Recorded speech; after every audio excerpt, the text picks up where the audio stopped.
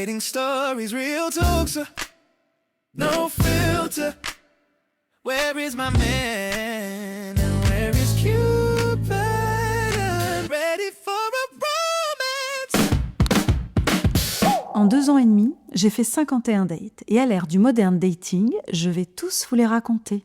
Bienvenue dans Romance, un podcast où je vous raconte mes histoires de rencontres avec les mecs d'aujourd'hui. Des histoires parfois drôles, parfois folles, parfois fucked up, mais toujours résolument humaines. Je suis Laurence et vous écoutez Romance. C'est l'automne. Ça fait quelques mois que j'ai pas eu de petites histoires. Je me mets sur les applis de rencontres. Et là, assez rapidement, après quelques discussions dans la journée, je sens une bonne entente avec un mec et on convient de se revoir le soir même, près de Bastille, dans un bistrot. J'arrive au bistrot, j'arrive au point de rendez-vous. Et à l'instant où on se voit, je vois tous les deux nos visages qui s'illuminent. C'est-à-dire que le gars arrive devant moi, il est grand, enfin il doit faire à peu près 1,85 m. Il a les cheveux gris, poivre et sel. Il est assez massif, fin, mais il a un truc assez massif, assez masculin dans son style et il me plaît direct. Son style vestimentaire, son look me plaît directement. Je regarde le gars, je vois qu'il me fait un grand sourire, on se voit, sa voix est super et on convient de marcher tous les deux vers l'endroit où on doit boire un verre. Il est 20 h, je crois qu'on s'est retrouvés un petit peu tard et on arrive au point de rendez-vous et il me dit on va dîner, hein. On fait pas que boire un verre. Ready for a romance. Très vite, on se dit que on est content de se retrouver et que le match était cool en fait. Donc on commence à papoter ensemble, à échanger, il y a beaucoup de rires, l'ambiance est très détendue. Je trouve qu'il a une énergie assez masculine, mais en même temps, une énergie qui me correspond assez. Il y a un bon rebond, c'est très cool. À ce premier dîner, il y a quand même un truc un peu fou qui se passe. C'est qu'on discute ensemble et il me dit « Écoute, j'ai une super chimie avec toi, il y a un truc de mal-être qui se passe, mais du coup, je voudrais te dire quelque chose quand même. » Et il m'explique qu'il a eu un grave accident cérébral il y a 6 mois de ça et que du coup, tout va très bien, tout s'est remis, mais que depuis, il est extrêmement suivi. Il a un traitement, il a en gros failli y passer et que voilà, il a ce truc qui l'accompagne maintenant et que ça fait partie de sa vie. Donc moi, je suis assez choquée sur le moment parce que c'est toujours un peu pareil. Je rencontre ce mec, dans ma tête, je me sens comme une princesse, c'est trop génial, je sens qu'il y a un coup de cœur mutuel. Et là, tout d'un coup, je me dis, ah merde, ça va pas se passer vraiment comme j'avais prévu dans ma tête. Mais bon, je prends l'info, je la note et je me dis que c'est OK, ça fera partie du truc. Et après tout, il est en plutôt bonne santé globale. Et voilà, je suis tellement séduite que je me dis que c'est OK, je pourrais faire avec ça.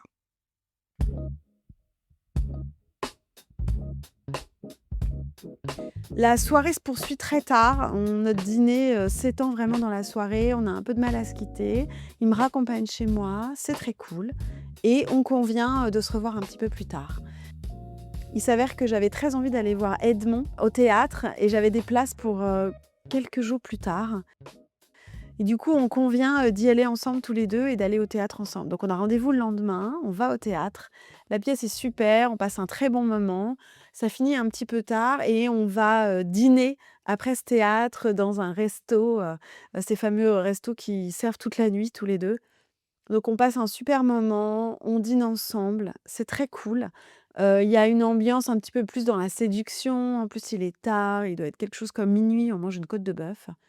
Le moment est très sympa et pareil, il me raccompagne chez moi et là, on se tient la main, il y a un peu plus de rapprochement quand on se balade dans la rue sur le trajet pour rentrer à la maison et devant chez moi, il me dépose et il me donne un baiser. À ce moment-là, très cool et il s'en va comme un gentleman. Il rentre chez lui, donc on se quitte comme ça, c'est très cool, on se dit qu'on a passé un super moment tous les deux.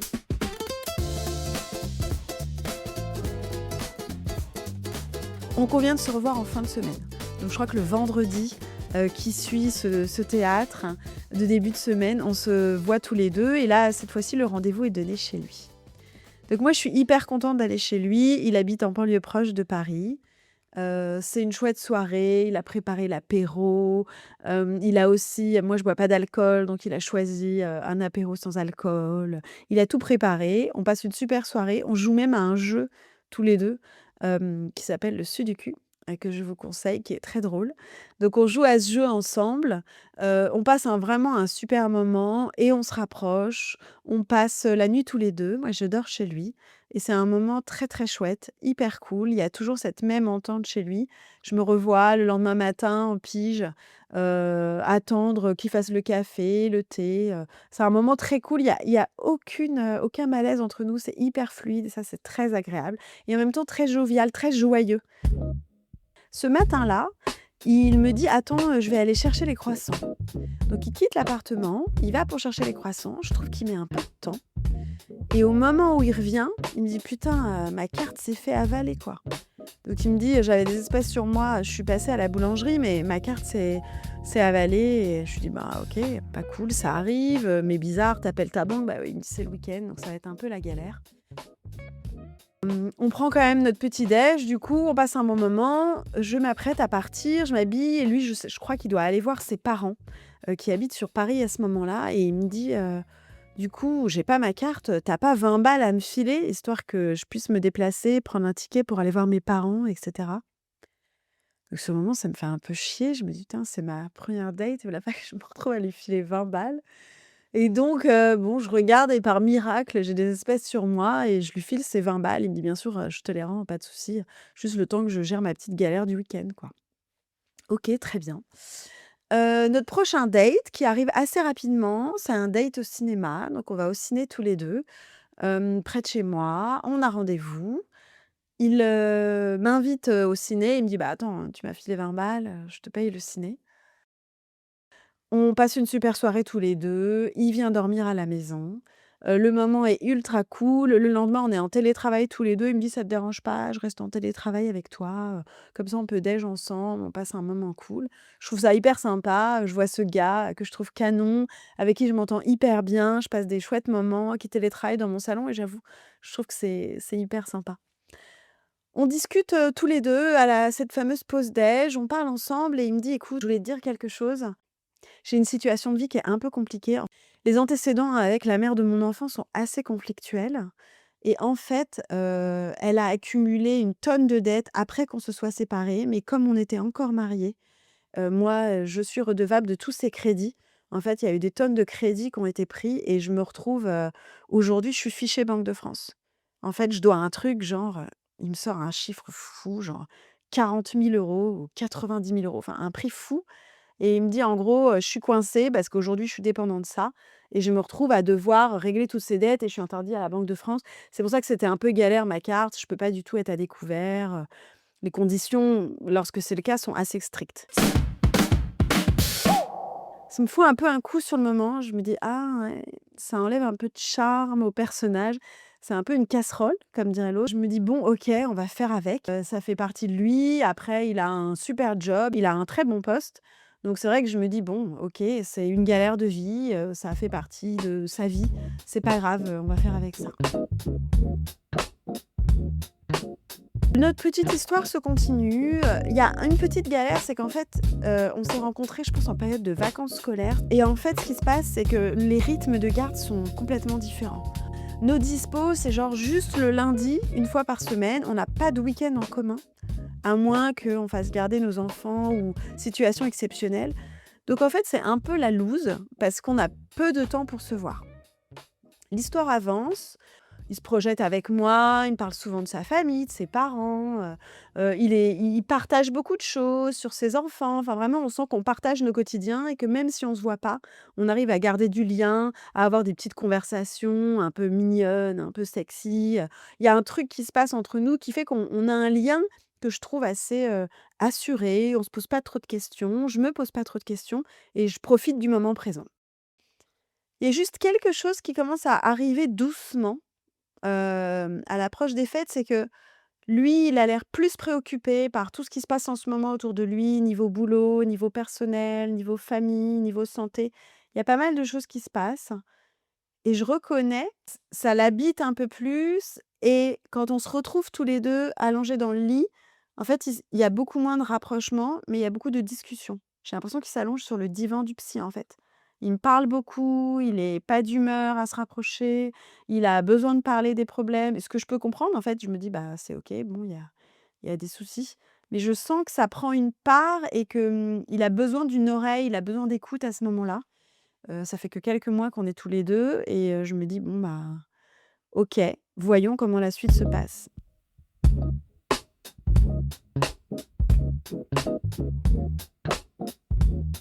Ça me fait quand même un peu chier qu'on ait que ce lundi de dispo et je me dis: «Tiens, ce serait peut-être une idée quand même que j'essaye de switcher mes week-ends de garde pour qu'on puisse avoir cette option pour passer du temps ensemble.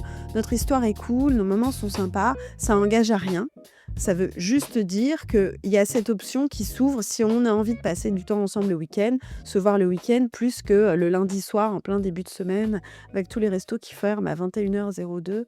Donc j'arrive à switcher mes week-ends de garde et puis, on se voit, un soir, on passe une soirée tous les 2 et je lui dis: «Tu sais, écoute, j'ai réussi à me dégager du temps. Comme ça, quand on en a envie, le week-end, si on est dispo, on peut se voir». Il me dit: «OK, très cool». Lui, il a pas mal d'événements de prévus, je me rappelle, il a une fête d'Halloween, il a pas de déguisement à la dernière minute et moi, comme je suis hyper manuelle et que j'en fais toujours trop, je décide de l'aider à préparer son costume, donc je lui fais un truc hyper cool, et je lui envoie, je lui fais livrer au taf, ma petite idée qui était à la fois pour moi simple à faire, mais en même temps hyper funky. Il est trop content, il me dit: «Mais tu es vraiment une ouf, c'est génial et tout». Je trouve ça trop sympa, donc voilà, ça entretient ce lien un peu cool et puis, le temps passe et malgré que nous ayons maintenant l'option de nous voir le week-end, en fait, il est jamais dispo le week-end. Il est toujours par Mons et par Vaux. Il a des soirées à droite à gauche, des soirées entre potes, des soirées dans un château, des dîners, je sais pas quoi, des milliards de trucs qui font que finalement, on n'arrive pas vraiment à profiter de ce switch que moi j'ai fait. Et puis le temps passe et il y a un premier hic qui se passe où, moi je suis en week-end, avec ma fille, on fait un petit staycation toutes les 2. Et puis on échange plein de messages sur WhatsApp, ensemble avec lui et à un moment, je reçois un message dont je comprends direct qu'il m'est pas adressé. Un message du genre: «Ah mais sinon toi tu fais quoi dans la vie?» Et là j'ai envie de dire: bah gars, ça fait 2 mois qu'on se voit donc clairement, j'ai trop les boules et il efface évidemment le message et je lui envoie un message en lui disant: «Mec, trop tard, j'ai vu en fait». Je lui dis: «Tu clairement en train de tchatcher avec une meuf que tu connais pas, à qui tu demandes ce qu'elle fait dans la vie, quoi». Ça sent la suite de discussions sur appli de rencontre à plein nez. Donc ça me saoule direct, ça me gâche mon moment en plus parce que je comprends pas pourquoi, vu l'énergie qu'on a ensemble et le fait que ça se passe bien, il me dit: «Non mais je suis con». En plus, il me dit: c'était une discussion qui avait démarré il y a longtemps». Elle avait démarré, il y a un moment et puis du coup on a repris, on les échange. Il me dit: «Mais je suis trop con parce qu'en plus, c'est vraiment anodin, mais il y a aucun souci, t'inquiète pas». Donc je vois qu'il se confond un peu en excuses. Moi, je laisse un peu, je lui parle plus en fait, je mets ça de côté et je me dis: «Bon, je profite du week-end avec ma fille» et lui, je le mets de côté et on verra plus tard, quoi. Mais j'ai vraiment les boules. On a rendez-vous ensemble lundi pour dîner, chez moi.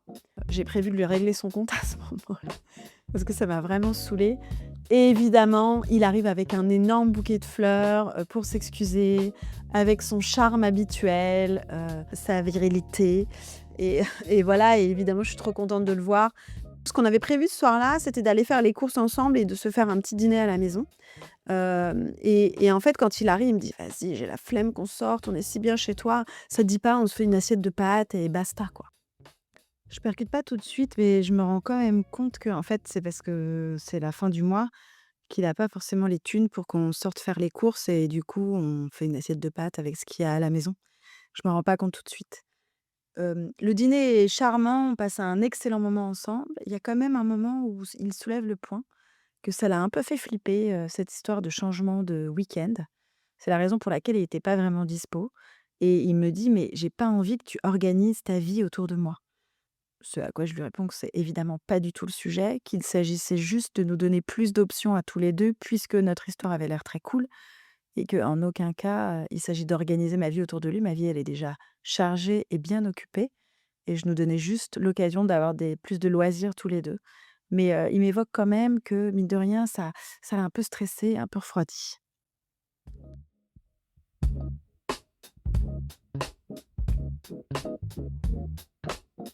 On approche de la période de Noël. Moi, c'est un des premiers Noëls, que je passe, sans ma fille, étant séparée, voilà, depuis pas si longtemps que ça et donc la veille, de la soirée de Noël, je suis toute seule, à la maison. Donc on se convient tous les 2 de fêter, de pré-fêter, Noël ensemble un petit peu plus tôt et de se faire, un dîner sympa. Je lui dis: «Bah, écoute, si tu veux, je nous réserve une table, ça peut être chouette». Je réserve, la table, je nous réserve un resto grec que j'adore, pour marquer le coup, un endroit que j'aime bien, qui en plus est un peu un resto festif et je prépare une petite soirée pré-Noël, donc on convient de prendre l'apéro à la maison. J'ai acheté du champagne, des petits fours. Moi, j'aime beaucoup, la fête, la décoration, donc j'ai évidemment, mon sapin de Noël sorti et j'ai fait un shopping de Noël pour lui. Ça fait 3 mois qu'on est tous les 2. C'est les fêtes, j'ai envie de marquer le coup. Il adore les fringues, moi aussi, donc je lui fais une petite tenue super cool. Je lui achète, un pull un peu camionneur, je lui achète un petit pull écru et une surchemise qui va par-dessus. Je lui fais un ensemble, je trouve ça super cool et aussi ce que j'aime bien faire, c'est avoir une attention un petit peu, perso et donc je lui fais un petit dessin, le dessin de l'endroit, du resto qu'on a passé, où on a passé notre première re soirée tous les 2, où on s'est rencontrés. Donc en fait, j'ai dessiné la devanture un peu graphiquement et je lui ai préparé un petit cadre comme ça pour lui faire un petit souvenir. Et donc je mets ça sous le sapin à côté des cadeaux de ma fille qu'elle trouvera dans 2 jours et il arrive, j'ai fait une petite ambiance et il me dit: «Oh là, il y a plein de cadeaux sous ton sapin». Je lui dis: «Bah ouais, écoute, il y en a un peu pour toi». Il me dit: «Ah non, mais c'est trop sympa, je m'y attendais pas». Il me dit: «Ah bon, j'espère que tu as pas fait de folie». Je lui dis: «Bah non, non, mais j'ai marqué le coup quand même». On prend notre petit apéro et je lui dis: «Bah écoute, justement, si tu veux, va ouvrir, les cadeaux sous le sapin». Et donc là, il ouvre le truc et je vois qu'il est un peu gêné, mais en même temps, il trouve ça trop beau, il est hyper content. Il est très touché par le dessin que je lui fais. Il me dit: «Mais franchement, c'est même ça le meilleur cadeau, c'est vraiment trop personnalisé, c'est hyper cool, franchement, ça me touche trop». Il est hyper content et il me dit: «Mais moi aussi, j'ai un petit truc pour toi». Il me dit: «Bon, je suis pas super bon en papier cadeau, mais j'ai fait avec ce que j'avais» et là, il me sort un truc de son sac à dos. Je comprends tout de suite que c'est un livre et je vois, en fait, l'emballage du truc et en fait, je me dis: «Mais c'est du papier peint». En fait, il a emballé le livre un peu grossièrement dans une chute de papier peint. Déjà, ça me fait bizarre parce que je me dis: «C'est drôle» et ça fait vraiment le reste de papier qu'il a trouvé d à la cave, quoi et qu'il a emballé le truc avec et là, j'ouvre et je regarde ce livre. C'est un livre tout gris sur, le street art miniature, je crois, dans Paris. En fait, les gens qui me connaissent, qui connaissent mon intérieur, qui me connaissent moi, savent déjà que le street art, je trouve ça super cool. Mais là, c'était un livre hyper grisoune et que moi, j'ai une maison assez colorée, vivante et que là, c'était vraiment, je savais même pas où le poser, ça n'allait avec rien chez moi et en plus, ça faisait vraiment le cadeau facile et je me rappelle qu'il m'avait dit que la veille, il avait été à la Fnac offrir un livre pour le départ de son stagiaire et là, je me dis clairement, il est passé dans les rayons et il a pris un livre pour le dépôt de départ de son stagiaire et un livre pour moi sur le street art. Il se dit: «Voilà, elle aime le graphisme, je vais prendre un petit livre sur le street art». Ça n'avait rien de personnel, c'est-à-dire qu'il aurait pu m'offrir un roman ou un livre sur quelque chose qui me tient vraiment à cœur, une histoire ou trouver un clin d'œil. En fait, avoir un geste assez personnel, même très simple, ça m'aurait très bien été. Mais c'est juste que là, rien ne va, tout est à côté de la plaque. Donc moi, j'ai l'impression qu'on a une super entente, une bonne énergie tous les 2 et une bonne vibe. C'est juste que je me dis: «Putain, mais c'est complètement, déconnecté de ça, quoi». J'ai donc ouvert mes cadeaux avec, mon livre moche que j'ai posé sur la table et il est temps d'aller dîner sur la résa que j'ai fait. Alors ça, c'est un peu cocasse parce qu'en fait, comme on est à 2 jours de Noël, en fait, le resto est vide. Donc c'est un grand resto festif et on est tous les 2. Mais bon, du coup, ils sont super cool avec nous, il y a quand même une ambiance sympa, le dîner est excellent et on passe un trop bon moment. L'addition arrive sur la table, qui est une addition assez élevée, on a bien dîné, lui il a pris quelques verres, voilà. C'était une soirée festive et donc je me dis: «Bon, j'ai bien compris qu'il avait été un peu gêné parce qu'il y avait une différence de proportion dans les cadeaux qu'on s'était faits. J'ai l'impression, j'imagine, qu'il va sans doute m'inviter. Je me dis, ça fait peut-être partie, voilà, du moment qu'il m'invite. Et en fait, l'addition arrive et même pas, il propose de diviser en 2 et en fait, il attend sur le côté comme c'est moi qui avais fait la résa. Il se dit que ça fait partie du cadeau et du coup, je me retrouve à payer l'addition. Je me retrouve à payer les 80 balles de resto de notre Noël tous les 2. Donc ça là, j'ai un petit goût un peu amer qui commence à à me gêner un peu et et je me dis: «OK, il y a vraiment un sujet autour des thunes, quoi». Je me rends compte que c'est la fin du mois et qu'en fait, lui, il est à sec et qu'il peut tout simplement pas m'inviter au resto, en fait. Donc il me remercie, vivement, mais sur le moment, moi, j'avoue, je commence à avoir des sentiments pour lui, il me plaît vraiment, on a développé une super complicité et ces petits trucs, je les mets un peu de côté, en fait, mais je me dis, c'est pas ouf dans le quotidien. Le temps se passe et je le trouve, pas assez investi, pas assez présent. Je commençais déjà à avoir un peu des petites inquiétudes quant au lien qu'on avait depuis cette discussion où il m'avait dit: «Oui, moi ça m'a fait un peu flipper, ça me va très bien qu'on se voit une fois tous les lundis», j'avais trouvé ça un peu bizarre et je reconnais que ça m'avait vraiment travaillé et du coup je lui fais un message en lui disant: «Écoute, je t'écris, mais je sens qu'il y a un truc qui cloche, quoi. Ça marche pas. On s'investit pas tous les 2 de la même manière et je suis aussi un peu déçue de ton attitude. J'ai vraiment l'impression d'être une meuf lambda. Il y a pas d'efforts qui sont faits, en fait. On profite des bons moments, mais moi, j'ai l'impression d'aller beaucoup vers toi et de ton côté, il se passe pas grand-chose». Et il me répond un message, un vocal, pareil très jovial où il me dit: «Non mais écoute, je comprends, c'est vrai qu'il y a pas de souci, on est un peu décalés là-dessus. Moi, il se passe beaucoup de choses en ce moment, dans mon boulot, dans ma santé, sur le perso et c'est vrai que bon, je sais pas, je sais pas trop où j'en suis, je sais pas où je vais. On passe des super moments tous les 2, mais en effet, c'est peut-être mieux qu'on s'arrête là». Donc ça s'arrête comme ça. C'est 3 mois d'histoire avec, ce mec qui m'avait tellement plu. Je trouvais qu'on allait hyper bien ensemble, on avait un truc qui fitait vachement et ça s'est arrêté sur vocal après ce début d'échange qui n'a donné lieu à rien. Ce qui est assez rigolo, c'est que, quelques mois plus tard, une fois que c'est terminé, cette histoire, il y a un moment où il remet une pièce dans la machine. Je crois que je reçois un petit message. Moi-même, c'est un moment où je suis dispo, j'ai pas de copain. Il se passe trop rien et j'aimais vachement les moments qu'on avait tous les 2 dans l'intimité. Donc, en gros, je réouvre la porte à ce qu'on se voit tous les 2 de manière assez légère. Et donc, il est prévu qu'on se revoie ensemble, on se donne rendez-vous.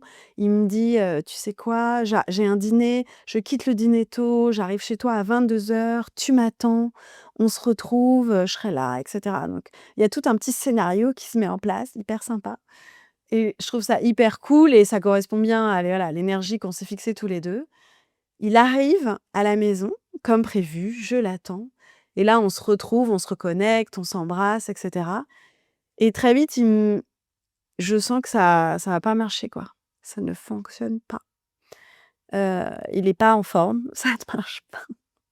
Il est pas en forme, ça marche pas et là, je me dis: «Ah bah, OK, écoute, c'est pas grave, on va trouver une manière de remettre la machine en route», et en fait, il s'allonge sur mon lit et il commence à me reparler de son boulot. Il me dit: «Non, mais tu comprends, voilà où j'en suis dans mon boulot, et puis par rapport à ce qui se passe dans mon perso, tout ça, la famille, la santé» et là, en fait, je lui dis: Je t'arrête tout de suite. Je ne suis pas du tout psy. Tu es venu à moi, nous étions censés passer un moment ensemble et là, tu es venu à moi et tu es allongé présentement en train de me parler de ta vie. Je comprends que tu as de nouveau besoin d'une oreille attentive, mais ça n'est pas mon rôle du tout à ce moment-là de la soirée, en fait. Et du coup, il est parti et on ne s'est plus jamais revus et je n'ai plus jamais de nouvelles. Avant de vous laisser, je vais conclure chaque épisode par une lettre. Une lettre fictive adressée au protagoniste de cette moderne dating story. Un endroit pour dire ce que je n'ai pas su dire sur le moment et ce que cette histoire m'a appris. J'ai encore en mémoire ce sourire partagé la première fois qu'on s'est vu. Et cette évidence immédiate, un courant électrique venait de nous traverser. C'était joyeux, simple et terriblement excitant. Dès le premier soir, tu as été transparent sur ta santé, sur les freins que ça pouvait représenter, et moi, j'ai décidé de faire avec. Parce que j'ai ce réflexe-là. Quand je sens une étincelle, j'ai envie d'y croire et d'y mettre du cœur. Et puis très vite, tu m'as parlé de ta situation financière, du surendettement. J'ai senti presque physiquement ce poids qui te collait à la peau. Pas comme un passage difficile, comme un quotidien entier qui prend toute la place. Il se passait trop de choses dans ta vie pour qu'il reste un espace simple et sain pour une rencontre. Et je crois que ce qui m'a fait le plus reculer, ce n'était pas l'existence de tes problèmes, c'était la position que tu proposais, celle de l'oreille attentive. Comme si je pouvais servir de béquille émotionnelle, tout de suite, maintenant, alors que ce dont tu avais besoin, c'était un cadre solide, d'un accompagnement, de professionnel, et pas d'une histoire naissante. En racontant cette histoire, je me rends compte à quel point rien n'était vraiment aligné. Red flag sur red flag. Et aujourd'hui, je n'ai plus envie d'une relation avec quelqu'un qui n'est pas déjà calé dans un minimum de stabilité. Je ne dis pas parfait, je dis apaisé, responsable de sa situation, engagé dans une solution. Et puis, il y a eu le coup du cadeau de Noël. Là, j'ai craqué, c'était trop. Aujourd'hui, j'en rigole, mais je me souviens très bien de ce goût amer. Celui de réaliser que j'étais encore celle qui avait trop donné trop vite, pour un retour franchement discutable. Alors voilà ce que je garde. L'intensité n'est pas un socle, la transparence pas une stabilité. Et je ne veux plus confondre une étincelle avec un endroit où construire.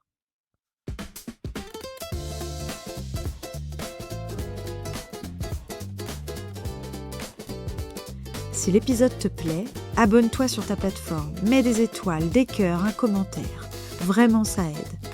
C'est une des seules manières de donner de la visibilité à ce podcast. Tu peux aussi suivre l'actu sur Insta, romance.podcast et sur TikTok. Allez, enjoy! Dating stories, real talks, no filter. Where is my man?